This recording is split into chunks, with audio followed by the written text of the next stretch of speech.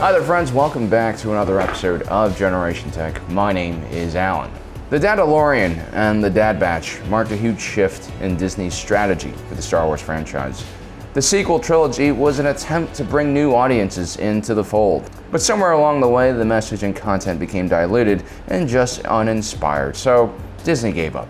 The Dadalorian and the Bad Batch don't really do anything new. They follow a very simple formula, introduce some very cute and innocent childlike figure that needs to be protected by a bunch of masculine and burly men who don't know how to handle such things.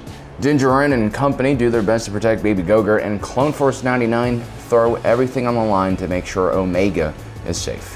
Today I want to take a closer look at the relationship between Clone Force 99 and Omega. I believe each member of the team has something very special and unique to offer to the young clone. When Omega joins Clone Force 99, she ultimately is joining a family. This isn't a traditional family with a mother and father. Instead, it's 5 brothers. Naturally, when you get a group of guys together, a hierarchy will form, and amongst Clone Force 99, Hunter is the pack leader. And so when Clone Force 99 adopts Omega, it's really Hunter who gets to decide whether she stays or not. When Hunter accepts Omega, it's a big deal. She officially becomes a part of the crew, something that she's probably been missing her entire life. As much as Nala Se seems to care about her, the scientist is a Kamino Dolphinkin, and like most of her kind, she lacks empathy and human-like qualities, which is why we should never trust her. Nala Se was ruthless to clones that she had no scientific interest in. When Tup began suffering from the effects of the inhibitor chip, she wanted the Republic military to allow her to basically kill him and rip him apart for examination. Do not be fooled by the Kaminoan's clean-cut appearance. There is a very clear reason why Omega wants to leave Kamino. Also, Clone Force 99 is made up of irregular clones, and so Omega, who also is a mutated clone, shares a lot in common with these guys. While Hunter might not be the best parental figure, Omega is not expecting much either. Actually, her lack of expectations, like not minding not having a bunk on Clone Force 99's ship, is what makes her so endearing in the first place. Sometimes the best kind of content reminds us that it's the simple things in life that matter. And so Omega doesn't need a father figure right now. All she needs is a squad and some friends. After living so many years on Kamino, just some basic human warmth and interaction is enough for her. Hunter is also the group's protector. Although everyone tries to protect each other, Hunter is the leader of the unit and commands everyone, and has to make sure that his orders keeps them out of harm's way as much as possible. By letting Omega join the crew, he also accepts responsibility over her safety as well. But because she is a child, Hunter must also adjust his own leadership style to be more understanding and forgiving. In that way, Omega makes Hunter a more compassionate and warmer individual, something he's struggled with ever since he returned from Vietnam. If Hunter is the leader of the pack, then Tech is the teacher. Tech has genius-level intellect. He's much smarter than the people around him, which means he's often not very interested in having conversations with people. Sometimes he can get way too focused on his work and lose peripheral vision. And so, like most members of Clone Force 99, he avoids social situations and might be seen by outsiders as a loner. But Omega has this ability to befriend almost anyone. She knows exactly what people are thinking, and she knows exactly what people need to hear. She's also quite intelligent for someone her age, and I hope that's enough for Tech to get interested in her as well. Either way, Omega is still young. She's gonna need an education out there. She can't just be learning how to kill and blow up things.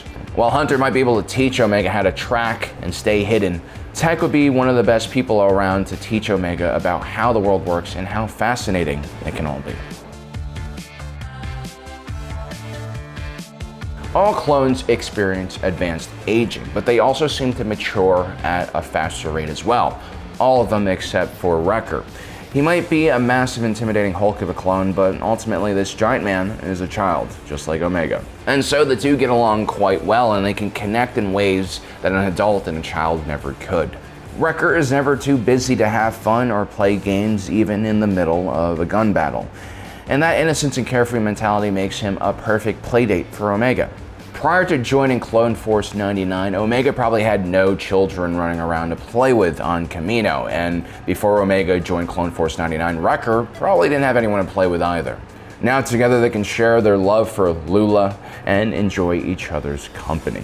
Hanging out with Omega has also made Wrecker, surprisingly, a bit more responsible and adult-like. When Clone Force 99 is running low on rations, Omega offers to give hers to Wrecker. Wrecker's about to accept, but then Hunter reminds him that Omega doesn't even have a bed on the ship, and so he shouldn't be taking her food as well. And then later on in the episode, Wrecker actually designs Omega her own little private room in the rear gunner turret. It's more than Omega could ever hope for. It's also the first time we see Wrecker build something instead of destroying it. Echo is more machine than man. He's clearly somewhat traumatized by what's happened to him during the Clone Wars. The scars that he bears from his injuries are clear and present. But there's one thing Echo has never given up on along the way, and that is his adherence to self-discipline and responsibility. Unlike the other members of Clone Force 99, Echo is technically a reg, or at least he used to be. And even as a reg, he likes to follow the orders and guidelines more than most clones. In his first deployment on the Rishi Moon outpost, while all of the other clones were messing around, Echo liked reading through the infantry manual so that he could be updated on all of the new regulations within the JAR.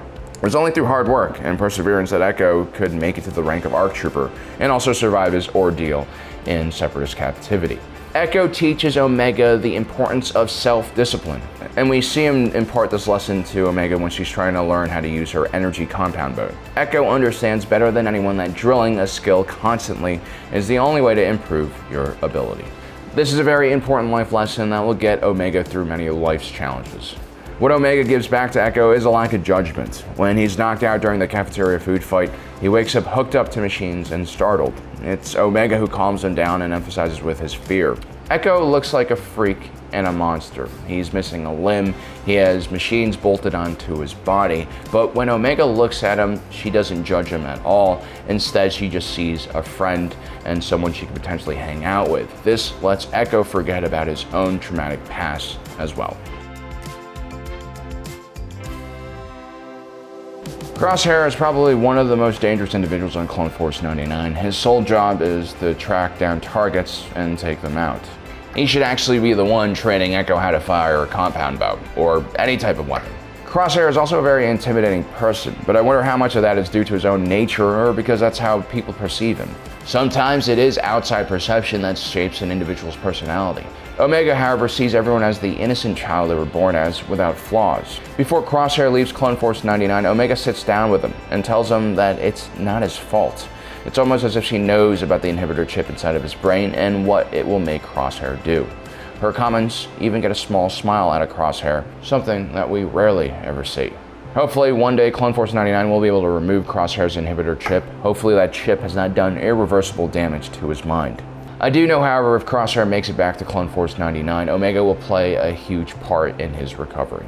Omega represents more responsibility for every clone, and since she's a child, it's not something a clone is born to handle. But Clone Force 99 is a family, so they can share that responsibility of raising and taking care of her. And the trials and errors they will go through in trying to provide for Omega will make them a stronger unit and family. So there you have it, guys. That is what I believe Clone Force 99 can give to Omega and vice versa. Let me know in the comment section below if I'm missing anything. Also, don't forget to subscribe and hit that notification button down below so you don't miss out on the rest of our awesome content. As usual, thanks for joining us today. If you're watching this, you are Generation Tech.